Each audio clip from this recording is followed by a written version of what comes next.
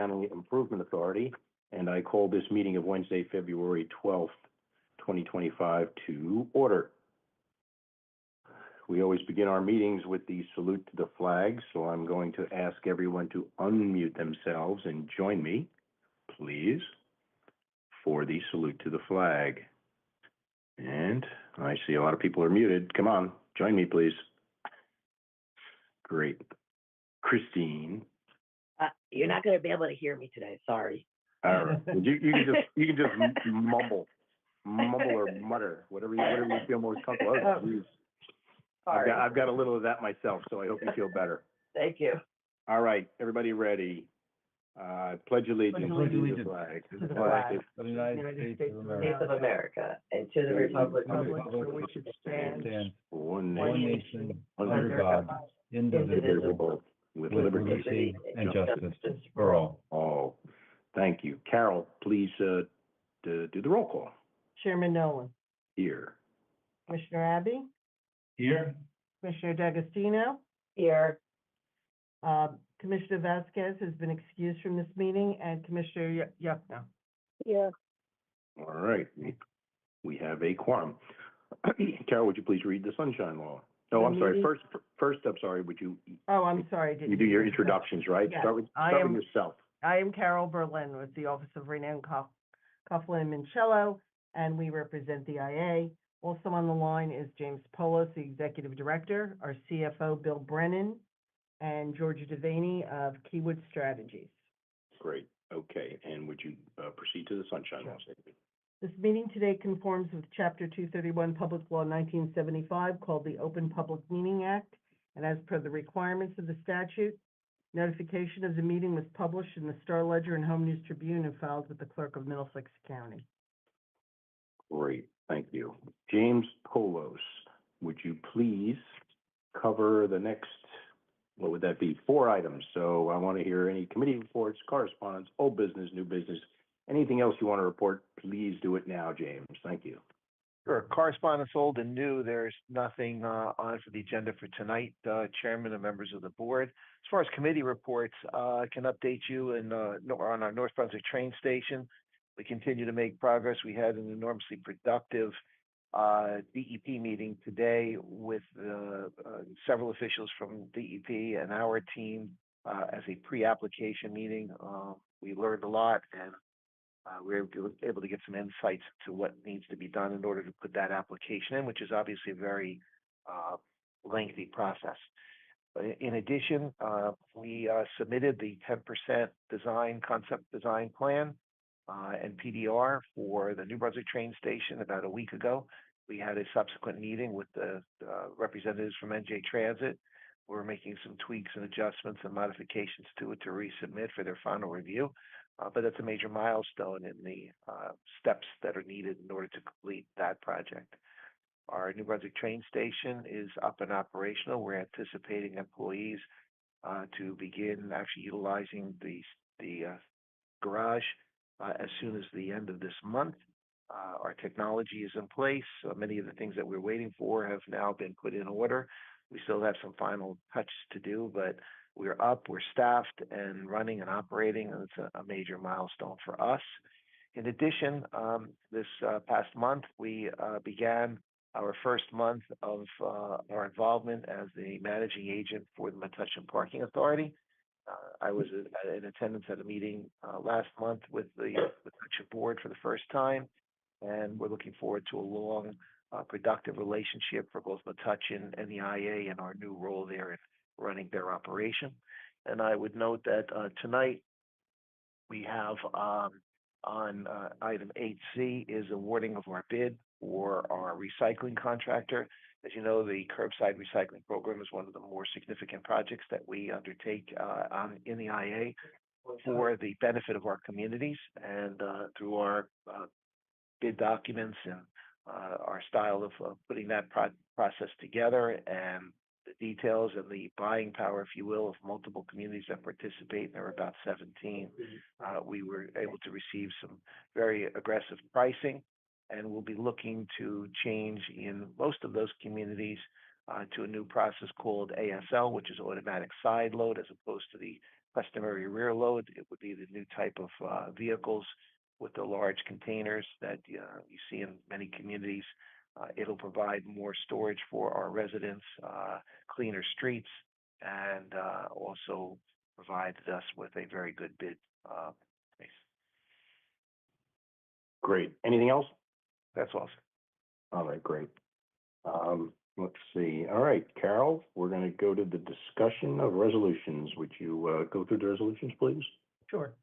Resolution of the Middlesex County Improvement Authority authorizing the execution of a memorandum of understanding, Robert Wood Johnson Barnabas Health, the Cancer Pavilion Parking Garage.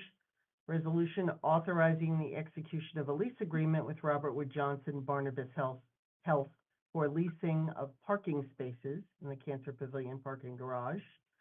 Resolution authorizing the award of contract for curbside recycling and marketing services to Interstate Waste Services of New Jersey for 3 years commencing April 1, 2025 through March 31, 2028, with 2 optional 1-year extensions. Resolution authorizing CME Associates to provide professional services associated with the RCINJ Hardenberg Street Garage in New Brunswick. And finally, resolution for payment of expenses. Very good, thank you. All right, I'm going to ask for a motion to approve the minutes of the January 8th, 2024 meeting. Can I get a motion, please? Motion, second, Christine. All those in favor, aye. Aye. Anyone opposed? Yep. No one opposed? That will pass. Okay, we're going to open up to public comments on resolutions only. If anyone from the public would like to comment, please raise your hand and you will be recognized. Please identify yourself before you speak. Thank you. Do we have any hands raised? And I'm going to be allowing them to speak now. All right, Charlie, is that you? You guessed correct, Mr. Nolan. Welcome. Charlie Cradaville. Welcome, you. Charlie. How are you? I'm doing well. Yourself? Good, thank you. All right, what can we help you with? Good to hear. I am going to ask about a couple of resolutions. The first is the lease agreement with RWJ Barnabas. I was able to get a look at the resolution. I'm not sure what happened. I don't think it's on the website anymore, but I wanted to draw to your attention the next to last whereas clause. States that RWJ Barnabas shall pay the authority $215 per month for the leased spaces. I just want to be clear, it's $215 per space per month, correct? James Polos? Yes, thank you, Chairman. That is correct, Charlie. That is correct. Oh, And tonight's resolutions are really authorizing us to continue to work through the drafts of that document and authorizing us to proceed once they are finally approved by our legal counsel. But you are correct; it is $215 per month per space. We'll make Okay, the well, then correction. Thank you. I was just going to suggest that be put into the resolution just so it's clear. Yeah.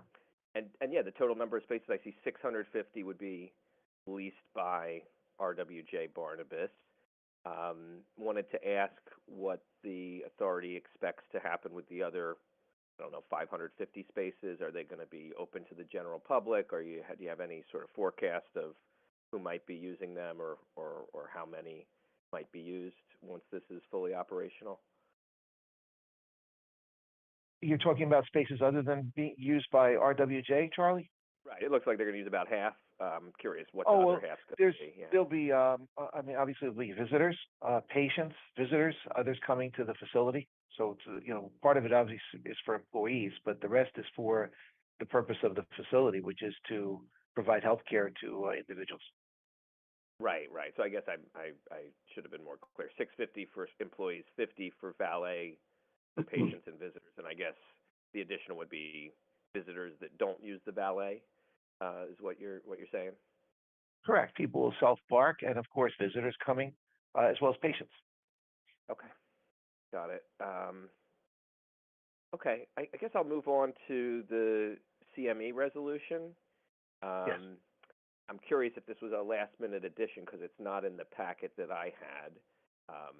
Is this a late addition to the agenda? Chairman? That's online. That has been online since yesterday. The resolution itself, or just the agenda, including the title of the resolution? No, just the agendas go up. The resolutions never go up, only the minutes. Somehow I got them. I don't know how I got them, but I got them, must have been a day or two ago, and it had the text of the resolution. That's why I'm able to make those suggestions on the other one. I would just say, I think, it's a good practice to put out the resolution so that in case there is an improvement that can be made, or, language that can be improved, the public can weigh in. But nevertheless, can you tell me any details of the CME Associates contract? Is there a not to exceed amount? How many years is it for? And what exactly would they be doing at this parking garage? Jim, do you know? Yes. Thank you, Chairman. Yes, Charlie, we're bringing CME on board. We're in the process of closure for the certificate of completion for the garage.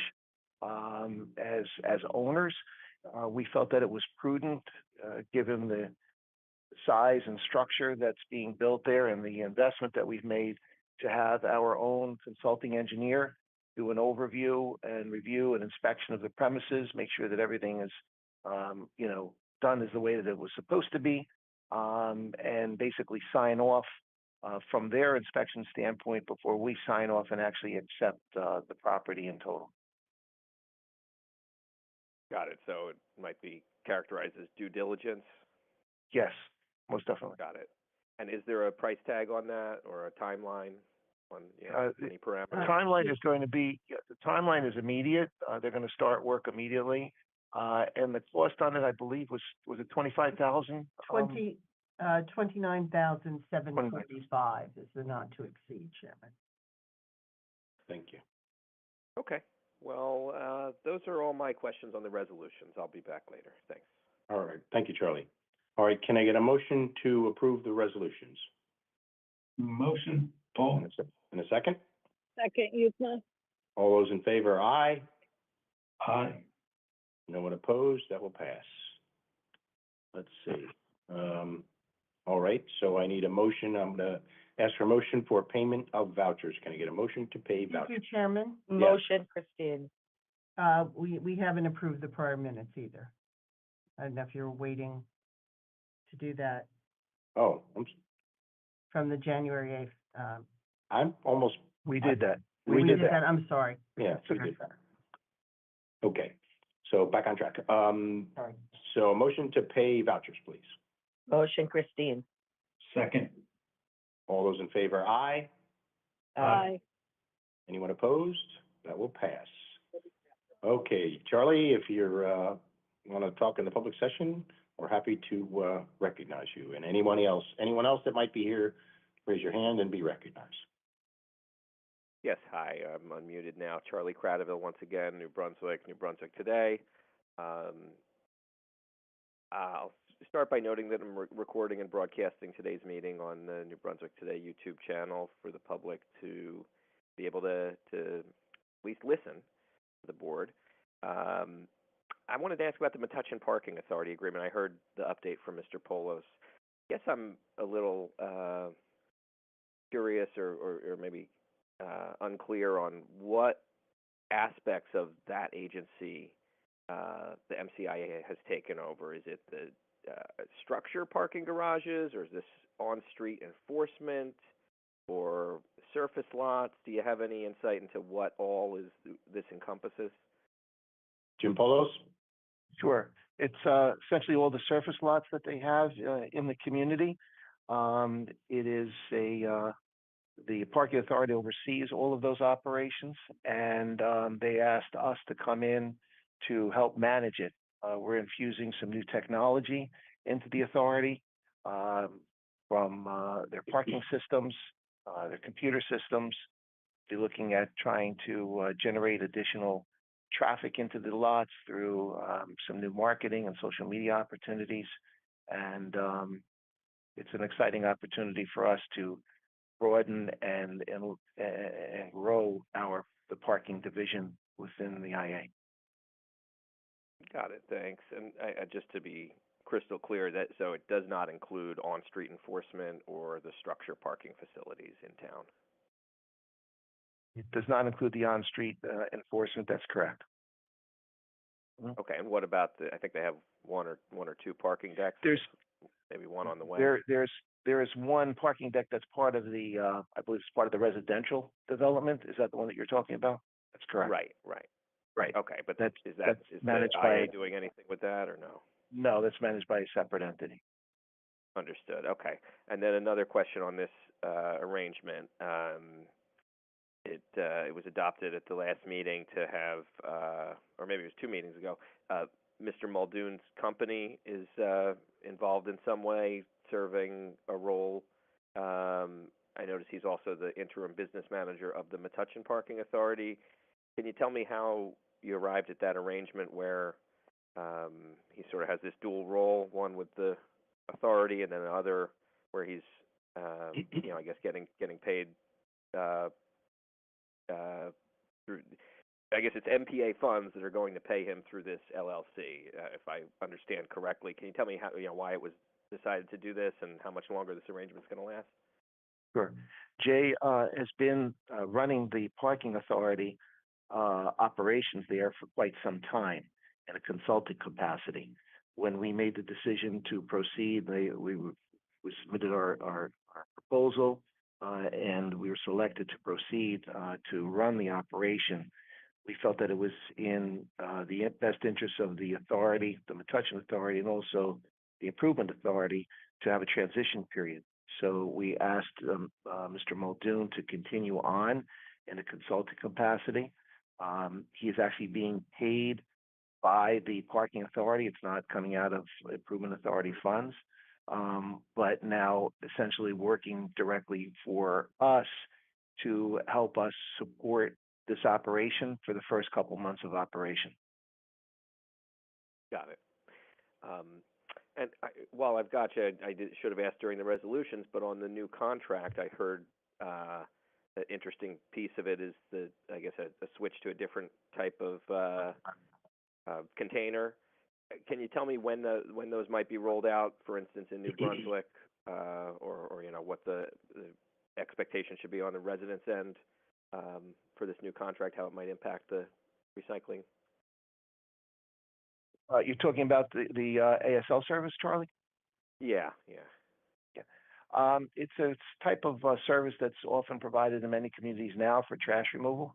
Many people are familiar with seeing the large containers. They're 95-gallon containers with wheels and lids.